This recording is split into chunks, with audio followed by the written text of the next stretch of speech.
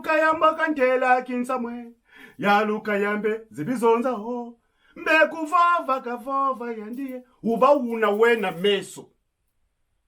La tradition, la culture reste la meilleure des choses. Les contes, les chants, les proverbes sont là pour situer la spiritualité qu'on appelle de la langue de ma mère Bukongo. Celui qui vous parle n'est autre que Lukaya Zou. Lukaya, c'est mon nom. Zou, c'est mon prénom. Lukaya la feuille, Zou la parole. Quand tu présentes ton derrière vers le ravin, et l'espoir que ta main est sur un tas d'herbes. Être conteur, c'est être porteur d'une parole vivante. Une parole qui traduit des vies, des pensées humaines ou la volonté. C'est avoir la sagesse et la grâce de lire ce qui est écrit dans le livre de la vie, c'est-à-dire l'ensemble des éléments qui régissent l'existence de tout être. Le conte est venu en nous pour expliquer les choses au cachet à travers les images de la forêt, les images des animaux, mais aussi pour raconter la vie des humains. Enfant, dans le village de Mindouli, j'écoutais ma grand-mère, Makunji, à qui je rends hommage. Makunji racontait des histoires, beaucoup d'histoires. Dans ce nuit noire d'Afrique, du Congo-Brazzaville, du Congo-Mfoua, les contes arrivaient chaque nuit.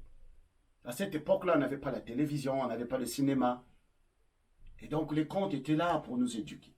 J'ai appris les contes. Et puis je suis allé dans la capitale, Brazzaville, Pointe-Noire, où j'ai fait quelques études. Et puis je suis reparti à Brazzaville. C'est là que tout a commencé. Dans les années 95. À cette époque-là, à Brazzaville, il n'y avait pas de conteurs dans le sens des gens qui pouvaient jouer au CCF. Il y avait Lumumbunou qui faisait les lectures du conte au CCF avec un livre, CCF de Brazzaville. On avait Georges Mbana à la radio, tous les lundis, les sapos. C'était un grand conteur. Et puis il y avait Patrick Nemangor. Permettez, sur le nom, je ne le retiens pas tellement dans ma bouche, il est tellement sacré sinon. Voilà les conteurs qui régnaient. Mais après, je suis allé suivre une formation au royaume d'Embe chez le roi Makoko, où j'ai regardé les gestes, la façon de parler, gestuelle sacrée liée à une haute spiritualité, Bukongo, Teke, mélangé. Je me suis dit, waouh, quel travail. Et puis j'ai proposé au sanctuaire français le rendez-vous du conte chaque samedi. C'est à partir de là, le conte a retrouvé son souffle. Après, il y a eu d'autres conteurs qui sont venus, Joris Mabiala, Alexandre Gisunda. Après, on peut saluer le grand travail qu'a fourni Abdon Koumba, mais ça c'est un grand travail fabuleux. Parce qu'après le conte s'est développé, on a découvert des conteuses comme Fan Poiti. Mais le plus grand bonheur, j'aimerais saluer Hassan Kouyaté. Ça c'est des gens qui m'ont aidé moi à être ce que je suis en partie. Parce que le premier festival du conte que je participe, c'est Yélène. Et ça, je peux saluer un certain Ali Diallo. François Bamba, c'est des gens qui m'ont accompagné à Ouagadougou, qui m'ont aidé à exister. Et par là, je voulais aussi saluer Justine Sawadogo. Père son âme, j'ai fait dédicace dans l'un de mes livres. Je ne peux pas parler de mes débuts du conte sans parler du théâtre. Parce que mon écriture est liée au théâtre. À cette époque-là, la compagnie Théâtre d'art africain, la compagnie du Renouveau Théâtre, voilà, dirigée par Jean-Claude Lukalamou. Vous pouvez trouver Roch Baluku, Elali Kopela, Roch Nganga. On était un nombre de comédiens. Et moi, j'étais parmi les nouveaux. Donc, les derniers qui arrivent. Et là, en mettant un texte. À cette époque-là, nous montions le décès d'un solitaire de Gaulle et la France. Alors, je vous avoue que moi, jusqu'à ce niveau-là, moi, le livre, il n'y avait pas vraiment des accords. Vraiment, j'étais le rebelle, je m'en souviens. S'il y a des soucis que j'ai avec mon père, c'est au niveau du livre. Ça veut dire que l'école, ce n'était pas tellement mon sentiment, mon plaisir à moi. Mais attends, toute ma vie, j'ai lutté contre la lecture, c'est-à-dire ne pas aimer la lecture. Et là, on me dit, c'est la lecture. J'ai commencé à faire ce théâtre-là. Et puis, un samedi, notre maître, comme ça qu'on l'appelait, maître Apacho, de son frère Nolokalamou Jean-Claude, nous dit, nous allons travailler sur l'imagination. Allongez-vous au sol.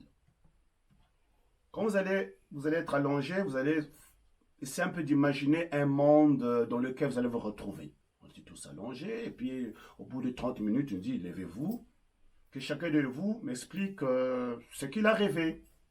Moi, j'ai donné ma rêverie, j'étais au bord d'une rivière, je marchais, j'expliquais des choses. À la fin, il nous dit, vous savez, vous pouvez devenir comme des Sony Laboutonsi, des Tchikayantamsi. Mais à cette époque-là, pour moi, devenir Tchikaya, c'est comme si on te disait, tiens, tu es député d'une ville, ok, mais tu peux devenir président de la République. Comment on peut devenir Sony juste en racontant un petit rêve? Après, j'ai pris ça un peu au sérieux. Après, je me suis dit, bon, c'est le metteur en scène, on a écouté, ça passe. Un soir, je rentre chez moi. J'habitais à Mfilou, 7e arrondissement de Brazzaville, vers l'ombre. J'arrive à la maison, il n'y avait pas de la lumière. Il n'y avait pas d'électricité. Il y avait juste une bougie. Ma maman n'était pas là, mes soeurs n'étaient pas là, il n'y avait que moi. Et là, j'ai allumé la bougie, la petite bougie, j'ai commencé à écrire le premier texte, Une nuit de tristesse, que j'ai emmené chez mon metteur en scène le lendemain. Il a vu le texte, il a fait la lecture, il m'a donné quelques conseils. Et c'est à partir de là, tout a commencé. Je commençais à écrire. Mais étant donné que la matière avec laquelle je travaillais souvent, c'était le théâtre, j'ai commencé à écrire des pièces de théâtre, Et je suis reparti finalement dans le village de mes grands-parents. Et c'est à partir de là, ce désir d'écrire m'est arrivé. Pourquoi? Mais je commence pas par écrire. Ce que je fais d'abord, à l'époque, quand je comptais au CCF, j'avais un petit appareil. D'abord, par là, je salue tous les techniciens du CCF, vraiment, qui m'ont beaucoup aidé. À partir de là, j'ai commencé alors à faire des enregistrements. J'ai même des cassettes avec moi. J'ai commencé à faire des tournées, voyager, aller vers Madia, Goma, etc. Juste pour aller écouter s'il y avait des compteurs. Et j'ai fait ce travail jusqu'à aller jusqu'à Ambé. Le premier livre que j'ai publié, je l'ai publié en France. C'est Oiseau. Après, j'ai publié d'autres livres, j'ai publié des romans. Et ces deux derniers, c'est l'ensemble du travail que j'ai fourni depuis des mois, des années, des contes que j'ai écoutés partout, que j'ai écoutés à Brazzaville, que j'ai écoutés par ma belle-mère aussi. Bon, on dit belle-mère, mais nous on dit toujours maman, parce que mon père est aussi polygame. Parmi les contes qu'on retrouvera ici, il y a aussi les contes de mes grands-parents, les contes de ma maman Exita, que je salue là. Et c'est comme ça que je suis devenu, j'aime pas dire que je suis devenu écrivain, mais je suis devenu un usager de la parole. Exactement. Alors, le premier, l'enfant panthère, c'est mon univers. Je me définis comme étant un usager de la parole, de l'univers de la panthère. Vous allez remarquer que dans la vie d'un être humain, tout est lié. On a toujours un double. Pour certains, ça doit vous rappeler le roman d'Alema Bako, Mémoire de Porc-Épic. Mais nous savons déjà que dans le mysticisme, on a toujours un double. D'abord, la panthère, c'est le symbole des Congo, mais en particulier des Sundis. Parce que les Sundis ont leur devise, Musundi Ngolu Lendo. Le Musundi est brave comme la panthère. Quand je regarde ma vie, en mettant de l'autre côté le symbole Sundi, j'ai les mêmes caractères qu'une panthère. C'est pour cela que je me suis dit que de dire des contes Congo, je préfère un symbole fort, l'enfant panthère. Mais parce qu'à l'intérieur, j'explique à travers un conte pourquoi les Congos ont-ils adopté pour symbole la panthère. Donc il y a un conte qui explique un peu ce mythe-là. Ça ne veut pas dire que ça c'est la vérité. Mais le conte c'est aussi pour témoigner aussi d'une imagination. Donc je me suis posé des questions. Pourquoi le symbole des Congo est-il une panthère? Donc moi j'ai donné ma part d'analyse et d'où l'enfant panthère. Les contes Sundi de ma grand-mère. Je vous ai parlé de Makundi. Makundi était Sundi. Je suis un Sundi, moi un Sundi, Ntekolo Kaonga. Ma grand-mère était Sundi et sa parole était un Sundi. Donc je ne pouvais pas dire des contes Vili. Dès lors, la parole que j'ai reçue moi est une parole Sundi. Donc c'est des contes Sundi de ma grand-mère. Donc parole Sundi, je pouvais dire parole Sundi de ma grand-mère. Donc pour mieux préciser, pour être précis, j'ai dit conte Sundi de ma grand-mère. Je crois que le conte c'est une parole. Le conte c'est comme une tradition. Un Bembe, un Vili, un Dondo, Kamba, Yombe, Kuni devaient se retrouver. Un élément d'une tradition. Vous faites traverser cet élément d'une ville à une autre, d'un village à un autre, c'est sûr que lorsque ça va arriver à destination, soit ça va changer, soit il y aura toujours des modifications. Le Vili va se retrouver parce que ces contes, c'est d'abord, c'est des contes populaires. Soyons clairs. Il y a des contes que j'ai inventés du fait que je vis en France. Par exemple, dans l'un des contes, vous allez voir, dans l'un de ces livres-là, il y a un conte où il y a le chat. Mais pourquoi? Mais parce qu'à une époque donnée, je vivais avec une personne qui aimait beaucoup le chat. Et moi, je me suis interrogé là-dessus, sur les rapports qu'a les Occidentaux sur le chat. Et je n'ai fait un conte.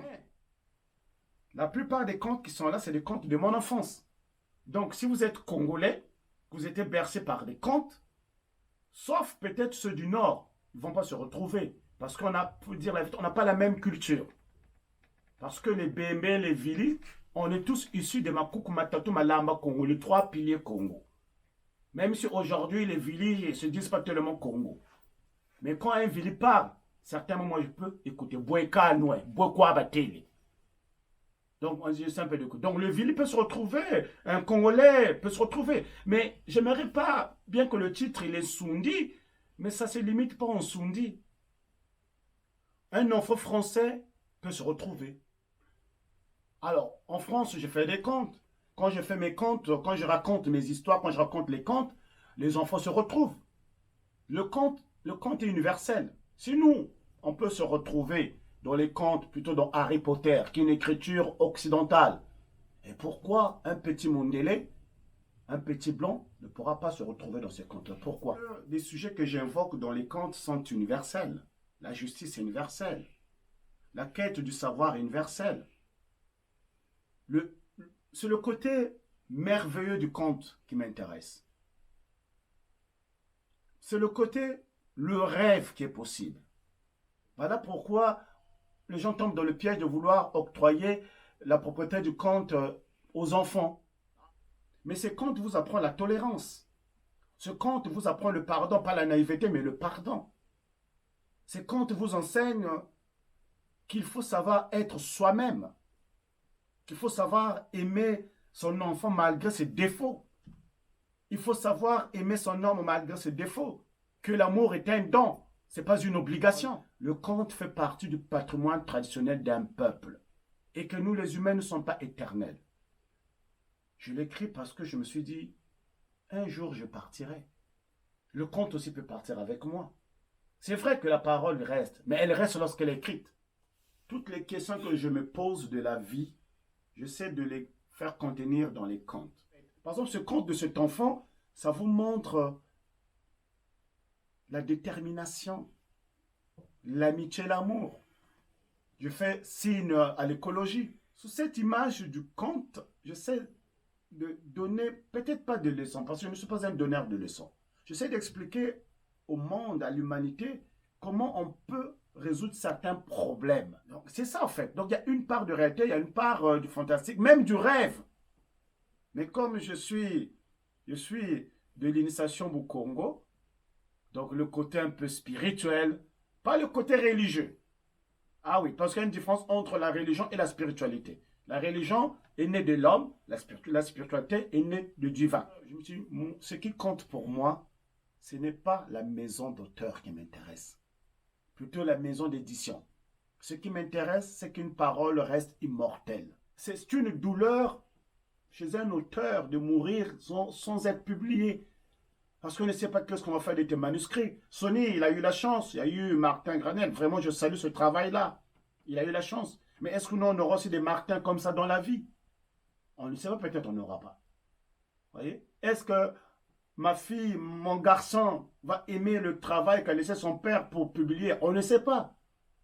Pour preuve, aujourd'hui, les textes de Sony qui sont publiés aujourd'hui, ce n'est pas l'enfant de Sony qui est en train de les faire publier. C'est Martin qui est en train de le faire. Vous voyez? Et donc, c'est là où je me suis dit, je mets la main dans la poche. Il n'y a pas de rose sans épines. J'ai rencontré finalement un auteur du côté de la Belgique. Et j'ai publié un compte d'auteur. Et ça continue jusqu'à aujourd'hui. Et pour les derniers livres, les 2 derniers livres, donc il y a un roman que j'ai publié chez l'Harmattan, puis sur les 2 derniers livres, j'ai envoyé les manuscrits, ils ont fait la lecture. Je me disais, bon, peut-être ça ne va pas marcher, mais bon, je croise les doigts. Et puis ils m'ont envoyé un message me disant que ben, vos comptes ont été retenus. Et puis ils ont fait tout le travail, c'était publié. Donc l'Harmattan m'a fait un travail, déjà quand vous regardez la beauté de couverture, pour moi c'est vraiment un travail merveilleux. Et je pense que le travail que fait l'Harmattan est très très nécessaire. Donc le travail que fait l'Harmattan, c'est un travail à saluer. Beaucoup d'auteurs aujourd'hui peuvent mourir.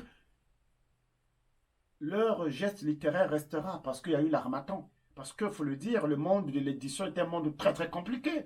C'est devenu, disons peut-être commercial. Pourquoi un éditeur est très très strict avec vous aujourd'hui? Mais parce qu'il tient compte aussi de ce qu'il va gagner avec votre œuvre. Aujourd'hui, on ne publie pas parce qu'on aime un auteur. Non, on publie parce qu'on s'est dit ça va apporter quelque chose. Ce qui est même lié au prix littéraire. Aujourd'hui, un livre qui gagne un prix littéraire, ce n'est pas le meilleur livre. Voilà pourquoi je n'achète jamais la publicité.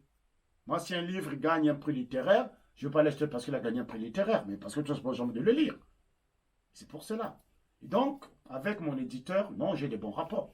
Je pense que le prochain des manuscrits que je suis en train d'écrire, je vais les donner à l'Harmattan. Ce que je peux dire aux jeunes, c'est savoir regarder la nature. Le conte prend source dans la nature. Mais parce que sur aujourd'hui, vous ne savez pas regarder, par exemple, un papillon. Mais comment vous pouvez arriver à écrire un conte? Le conte, il faut savoir observer. Après, il faut savoir dans quel contexte constitue son conte. Moi, par exemple, mon écriture contée, je le situe dans la tradition orale Congo. Ce qui fait que pour être un bon conteur, il faut être un bon observateur de la nature et de la vie. Au fait, écrire un conte, c'est avoir le code de lire dans la nature. Donc, c'est surtout écouter. Surtout pour ceux qui sont au Congo, ils ont la chance. Moi, quand j'étais au Congo, je partais voir, écouter les vieux. Et Mbana, je ne ratais pas ça. À partir du moment où je ne ratais pas ça, j'écoutais tout le temps. Mais parce que pour écrire, il faut apprendre. Donc, les jeunes doivent écrire. N'attendez pas que vous ayez un niveau de langue élevé. Non, ce n'est pas ça l'écriture. C'est d'abord écrire son texte et puis corriger son texte. Pour être un bon conteur, il faut travailler la parole, travailler la mémoire. On ne peut pas être un bon conteur tant qu'on n'a pas une bonne mémoire, on n'a pas la bonne parole. Logiquement, un bon conteur doit savoir chanter, doit connaître les proverbes, doit connaître en même temps les gestes et le jeu de mots. Donc, travailler la mémoire et savoir regarder, savoir écouter. Buni yaya mwanga senga tukata kumuna muntangwe mundinga basundi. Yikwa bibele be wombela kuchama chechu ko mfuila. Yikwa be ikangama kuna ndeko somakanga. Tala lonji tala banda yachu wadi mumvuka. Kidza kikizika mani, nisamu mizika mani, nyansayina na mpashita. Kunekwa mena misambi, kunekwa mena biranzi. Kweli gwazi mpungi, kweli gwazi ngongi, kwa yika masangi. Yadi bombida mbongila yika kikulu kia pumpiji. Katada michelo liafua, atwariji la maswaswa, chone katada de swaswana, edoda yika kizwa, mkota kona buzwa. Wow! Abeka ange mokwenda wa yika mkunkunda munchi ya beto bandu eba. Ah! Tayulu ninga wanatansa mumira totonchi munchi ya beto. Bao bedi kwawe kune kupayila mumamba, kudila mumamba, kusekela mumamba. Nyo basongsa ntsami na nibeto ka kwenimbi. Mfaya fwa bantu eba mfaya wonda bimfuka.